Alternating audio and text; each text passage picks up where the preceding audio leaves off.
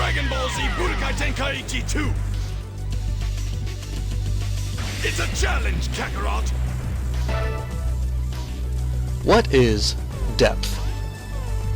There are two definitions that have been accepted by the FGC to describe this general consensus of fight game depth. One, the quality that portrays a game as being easy to play, yet difficult to master. Two, the number of viable options available during the flow of combat. As we take the first step in the basics, we need to first establish what each button means. If you are familiar with Tenkaichi 2 at all, you should know the different button layouts: Turtle, Crane, Kami, Supreme, and Demon. I became accustomed to Turtle School, so all button references will reflect this accordingly. Creating a customized configuration is not without its advantages. For example, in Budokai 3, setting guard to the R2 button is a good way to improve cancellation accuracy. However, as there are several topics to cover here, I would recommend sticking with the basic layout before making any significant changes. We will first begin with the most basic form of melee, the initial combo set, otherwise known as the base combo set. This combo set consists of pressing square, aka the melee button, 5 times. This combo set will result with a display of 5 physical attacks respectively, or, depending on the character, may result with a display of up to 10 physical attacks. This is due to the fact that some characters only display a single attack per square, while others may produce more. Such attacks will be exhibited by punches, kicks, or the use of their weapon. Not all punches are the same. Not all kicks are the same. The use of the weapon depends entirely upon the character being used, and again, not all weapon strikes are the same. Each melee attack will exhibit its own level of aggression and natural reach, as well as a level of elevation. At the most basic level, that is not worth consideration, but it is a good idea to keep in mind as we progress. As expressed earlier, a punch and a kick are useless without the proper laws of focal adherence to ensure target availability. Therefore, we need to establish a basic understanding of what levels of focal adherence are at the foundation of Tenkaichi 2. While traditional and strafe orientation remains a constant in the games relating to them, the laws of focal adherence in Tenkaichi 2 are completely circumstantial. Let us consider basic movement of Tenkaichi 2. When a match begins, the players are completely free of focal adherence. In other words, the opponent's position holds no bearing on the player's movement or attacks, excluding super blasts, such as the Kamehameha. Pressing up on the directional pad is to move forward in relation to the player's perspective. Pressing right or left is to move along the player's circumference to the right or left respectively. There is no movement that relates to the opponent's position because focal adherence has yet to be established. The player cannot effectively contend with the opponent without the laws of focal adherence. Knowing this, it is essential that such laws are established as soon as possible, for if your opponent has already established them, he has the advantage. To establish focal adherence, the player must do one of two things: either come into close proximity with the opponent, or simply press and hold L1 to execute the search command. Even the search technique is presented in variation, relating to character dependence, but the goal is to lock onto the opponent, regardless of the means. Such variation may add to the depth of how one approaches the opponent, but then matches in Tenkaichi 3 begin with focal adherence already established. Ultimately, it is up to the player to decide how much this matters in gameplay. Once locked onto the opponent, the player will quickly recognize a significant change in camera angle as the opponent becomes the focal point of battle. Depending on the position of the players, this may or may not depict an initiation of orientation. Being locked on from a distance does not present the same level of focal adherence as within close proximity. So let us begin at a distance, where we will position ourselves in what will furthermore be recognized as level 1 of focal adherence. The basic movement of Tenkaichi 2 transcends that of the traditional fighter, as well as many other fighting games that attempt to do the same.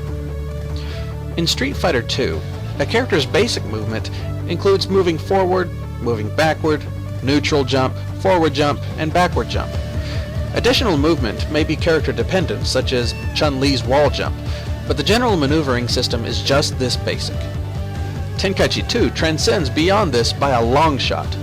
No other Dragon Ball Z game up to Tenkaichi 2's release can even compare. As we are distanced, we can recognize that focal adherence has been established as the opponent is locked in the background as the focal point.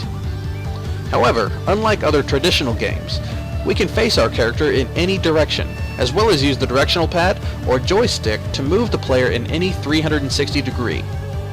Unlike before, movement no longer refers to the player's perception in terms of forward, backward, and sided movement. Instead, such movement holds respect to the opponent's position, with side movement now following the circumference of the opponent, the distance therein being the radius. While one can use basic movement to face any direction, the stages are built for long-distanced, fast-paced movement as well. This is great for players looking for the Dragon Ball Z experience, but keep in mind that all stages are built for combat with stage barriers, displayed as a cylindrical grid and ceiling. To cover great distances with a faster pace, the player would activate their dash technique, which can be performed in any direction by holding the desired direction and pressing X. Such dash maneuvers are also allowed during flight or hover mode as well. Remember, side movement is still in respect of the circumference of the opponent, though diagonal dashes can be incorporated. As focal adherence is always at play during lock-on, even diagonal dashes will still curve in relation to the opponent's position. What is important to note from this distance is that all movement-based commands are free from orientation. However, while directional incorporation can be included in the dash, one can always activate a neutral dash, which will act as a homing maneuver, bringing the player in the direction of the opponent.